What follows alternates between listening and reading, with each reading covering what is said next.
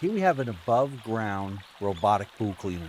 This thing's pretty cool. It's compact, lightweight, even has its own lanyard so you can grab it and pull it out of the pool easily.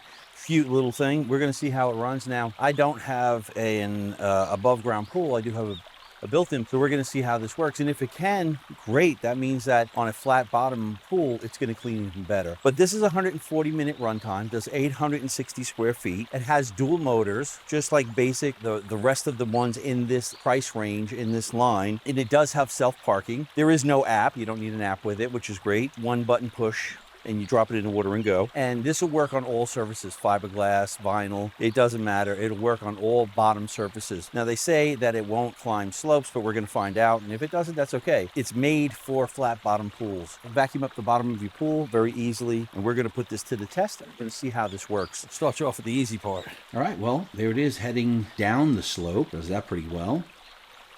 And it's cleaning everything it can. Not bad so far. Now here it is at the bottom of the pool, and it doesn't seem to have an issue with the drains like most robotic pool cleaners have.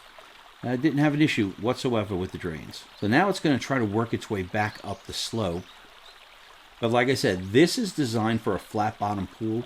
So even the fact that it's making it part way up the slope is a good sign that that is a good strong motor in there and it's going to work really well. All right, well, we just pulled it out of the water. Been running for about an hour. Struggled to make it back up the slope, but it did go down to the 8-foot section, cleaned the 4-foot section really well. Went down to the 8-foot section, cleaned that, and let's see what we got. On the bottom here, as you can see, a lot of sand, dirt, dust, the usual. And then we have a secondary filter that's right here. And this has particles of dirt and dust inside. So you have like a 3-stage clean. You have this first filter on the outside, then the inside, and then this bottom part here. Worked very, very well. Here's your on and off right here. Here's your charge button. And like I said, you just pop that out, clean it right there. You got a little sand, dirt. Gonna clean this out, put it back together. And there you go.